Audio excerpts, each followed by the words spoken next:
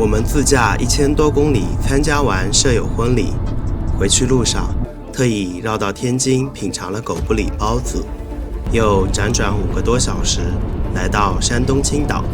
半夜，我们拖着疲惫的身躯，终于到达了下榻的酒店。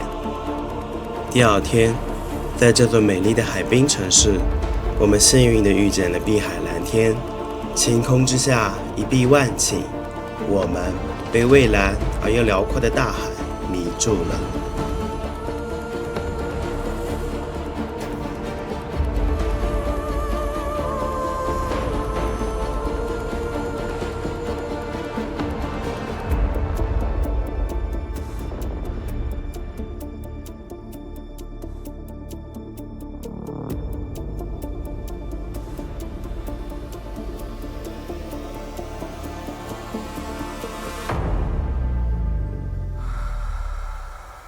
经过530几公里的行驶，我们终于从天津赶到了青岛。现在时间已经是11月7号的凌晨的1点1刻。等一下赶紧去酒店，然后洗睡了。左转。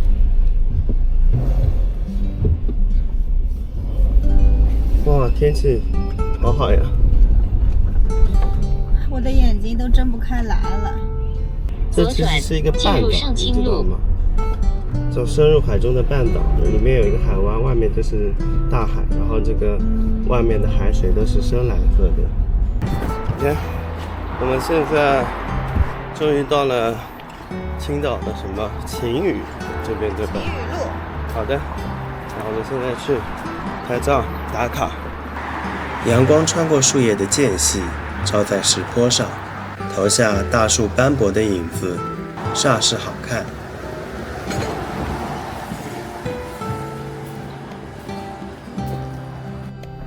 好漂亮的地方。我们来到了晴雨路，一旁就是怪石嶙峋的海滩。可以下去这边。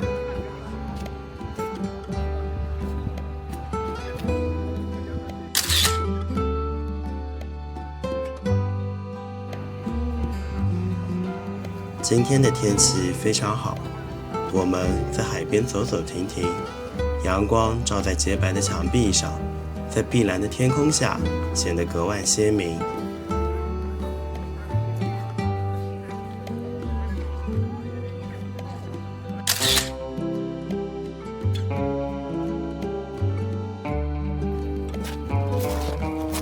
我们小心翼翼地在岩石海岸边穿行，打算走得离大海更近一些。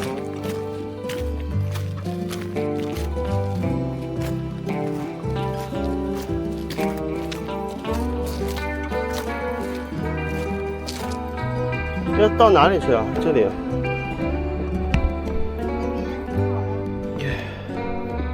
慢点。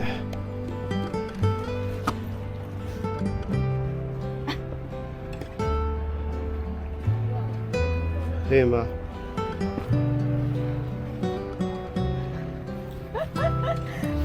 可以吗？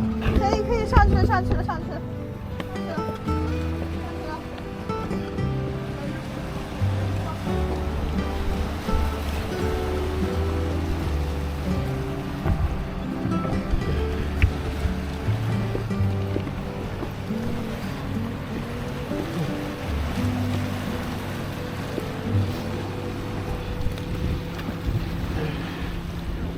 都是不要坐在上面啊，因为上面都是那个，我也不知道什么东西，是长在上面的。这边还有2位大哥在海钓。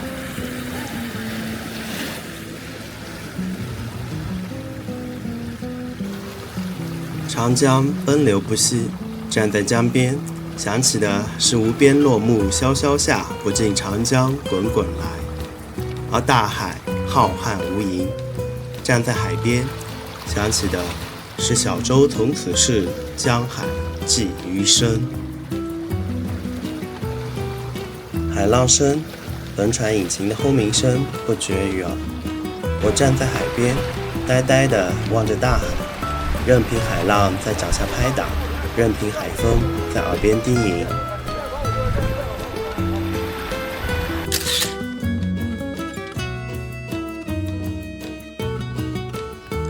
我们找了一块礁石，静静地坐着看海。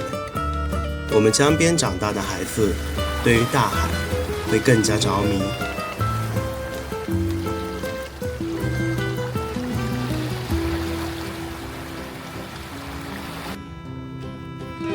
我们面向大海坐着，秋日的暖阳，清凉的海风，海浪昼夜不息地拍打海岸，天地间仿佛只有两人，一瞬间恍如隔世。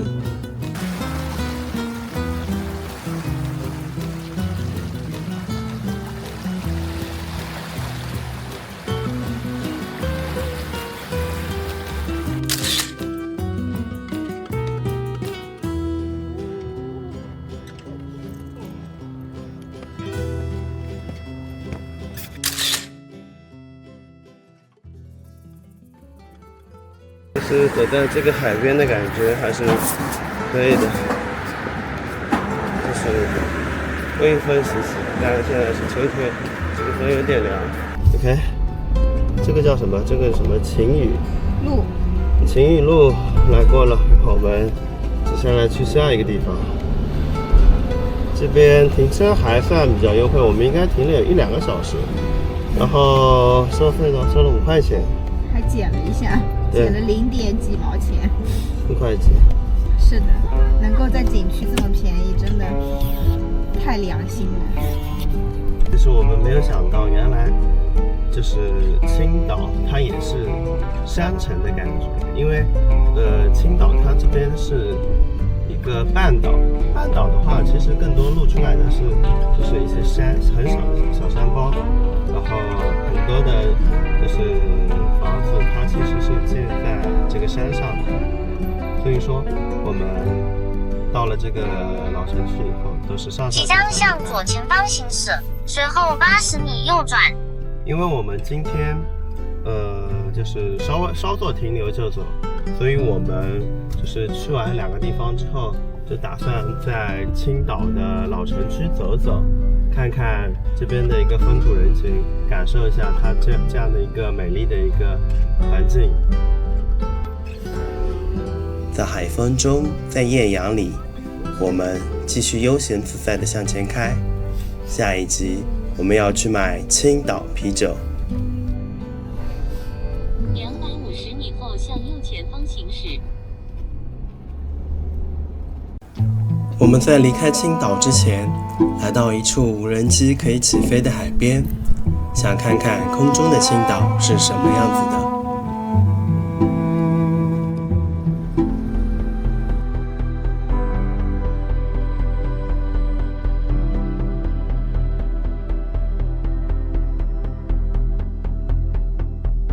青岛位于中国海岸线的北部，胶东半岛南侧。青岛市的专名青岛，本指城区前一海湾内的一座小岛，因岛上绿树成荫，终年郁郁葱葱而得名青岛。1897年前，今青岛市市辖区属山东省即墨县。1898年，德国租界胶州湾后，骄傲成为此地的代名词。日本取代德国占领统治租界地后，原地沿用前名，并另建部分城区。我们此前提到，顾维钧在巴黎和会上因山东问题据理力争而最终拒绝签字，其中一部分就涉及胶州湾的归属。1922年，中华民国收回租界地，设立中央直辖的骄傲商部。1929年，国民政府接受骄傲商部，成立青岛特别市。至此，青岛一词正式成为这座城市的专用名，并沿用至今。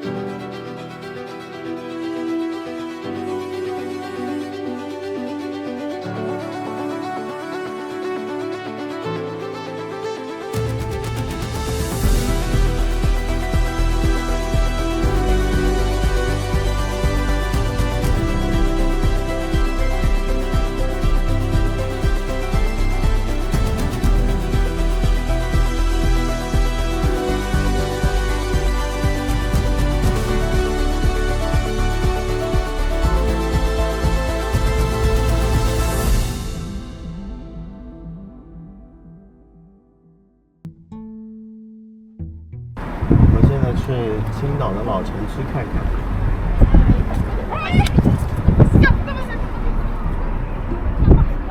在海边城市，下午阳光正好，其实是比较惬意的，真的，就感觉这个时光过得很慢，很悠闲。即将向右前方进入右转专用道。因为我们差不多晚上就准备回去，所以说我们就打算在青岛停留一会儿，下次再来。我们就去几个地方，然后先来到这个一个教堂——青岛天主教堂，原称圣弥厄尔大教堂，始建于民国21年。教堂为砖石双塔建筑，钟楼高55米，曾经长期是青岛最高的建筑物。这个门口的广场非常窄。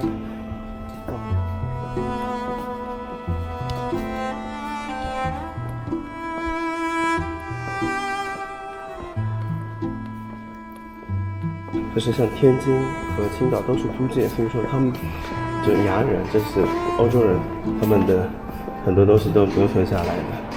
没错。教堂内部采用古典圆拱屋顶，面积为1896平方米，主厅高18米，所有窗户以圣经中的故事为题材的彩色玻璃图案拼成。内墙柱和屋顶用黄、白两色粉刷，花纹和线角为金黄色。屋顶共装有7盏大型铜吊灯。原先教堂前门上方有一架管风琴，为亚洲最大，文革时遭到破坏。青岛天主教堂在相当长的时间里曾经是青岛最高的建筑，是青岛城市轮廓线的重要组成部分。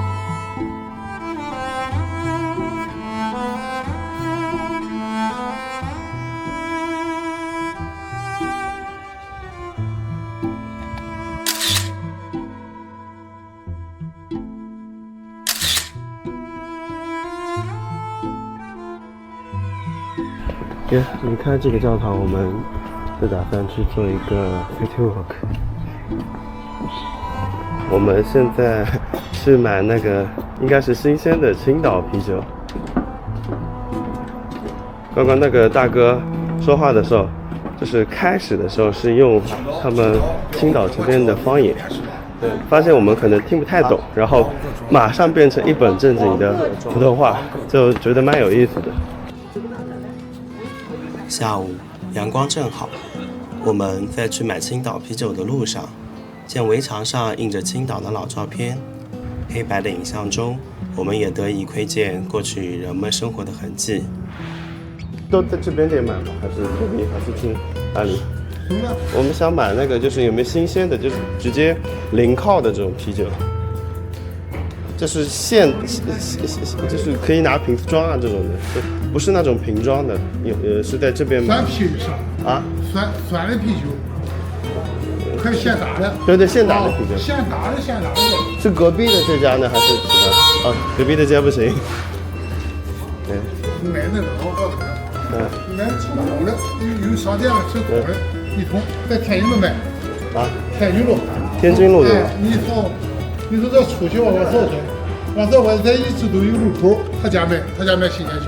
对。现打一个大桶，这么大，把它打开。这边不行。我说好哈，我说不让你买，你别买。远不远呀？啊，不远。走5分钟，左手接着右手一直走，往左手一拐在角上。应该有人也知道那家店是不是？买3啤，就打进3啤去了。酸啤酒。对，酸啤酒。好的。那我们去看看吧。刚刚我们按照导航的地点，然后到了这边卖那种散装啤酒的一家店，然后刚好我们没有进去之前，问了隔壁的一个大叔，然后大叔说这家酒不行，他都是自己家做的，然后都是糊弄我们外来的一些客人啊什么的。然后我现在听他的指引去人家就正宗的卖散装的青岛啤酒的一家店的桶装，对吧？这种你要是这种吗？对，他刚刚不是说这边有好多家这种的吗？那你看他的这种，这个都长得差不多，对吧？高，你看这个其实也不是很贵，15块对钱。而且你看，就是它这个啤酒，好多家都是这种，那这个应该就是对的。这个价格还可以啊。可以啊。这个外面的应该脏了。还有这种鳕鱼片、金枪鱼的，都很好吃的。这个金枪鱼有点味道。这鳕鱼对吧？这鳕鱼，这金枪鱼，这个是鱿鱼，这是辣的。鱿鱼我吃不了。对。对，鱿鱼炸过葱油。那这是多少钱？怎么卖？48一斤的。可以拼在一起吗？这些鱼？啊，这两个可以。价钱是一样的，可以拼。味道不一样是吧？啊。这个呢，如果这种呢，这种鲜皮就跟鲜牛奶这种的。啊，就跟我，但是我。那你看，它就是这种大桶的，是吧？你们在这儿喝。我们回家来得及吗？就我们明天就到这，半夜就回家。还行。对。你们是苏州？对，开车的，苏州过来的。那我们想打点这个，我们来看看这个。哎，大哥，这个有哪个推荐比较好一些？这是1斤的还是1斤？1斤多少钱？鲜皮5块，原浆15。鲜皮没有了，不过原浆也没有，我只有那个果皮了。果皮啊，或者你们拿那种成瓶的。其他问问看呢？因为我最好是鲜皮，我们再问问吧。啊，对。没事。我们重新回到看到的第一家店来打听。哎，老板，还有鲜皮吗？有对吧？多少钱1斤？5块钱1斤。我想喝一点。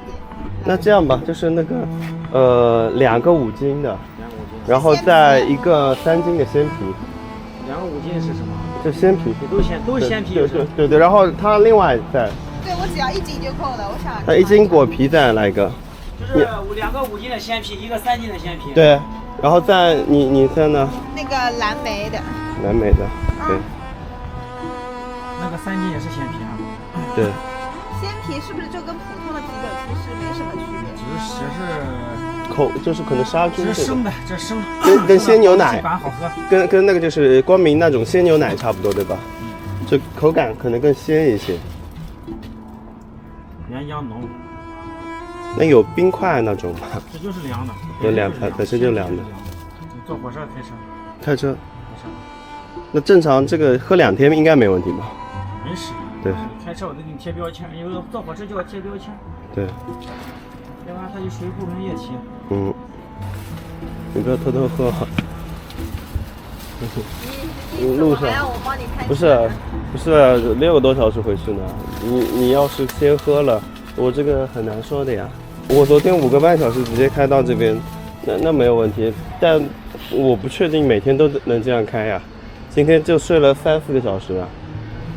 现在冬天了，可能喝啤酒的人少一些，对吧？啊？不少，只能说是本地的他不耽误喝，外地的没办法喝，他相对跟那个什么本地的还正常喝，对，外地就相对凉。像你们这边是喝啤酒多还是喝黄酒或者说烧酒，就白酒多？啤酒。现在我们满载好贵。这个有多少斤？这个14斤啤酒，鲜啤酒。然后这边还有一些海鲜带回家。买完一些海鲜干货，然后买了青岛的这个鲜啤酒，我们就打算结束这次在青岛的短暂的停留，然后就准备回家了。下次还是那个去一个地方2天1夜的这样。对。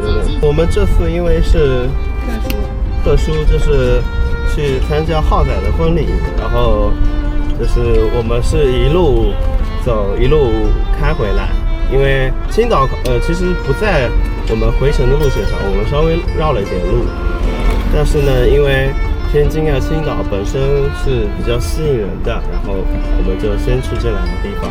青岛的风景确实是真的非常漂亮。对，它这个海水是很蓝，然后天空对，天空是很晴朗，尤其是秋天，气候非常的好，但是有点干燥。我们南方人可能会就是受不了这个干燥的这个气候，但其实还好吧。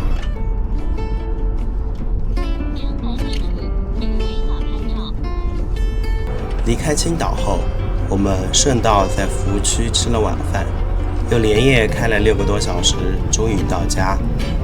这次的旅途充满了美食、美景，还有数不清的故事。我们也期待下一次旅行，期待下一次与你们的不期而遇。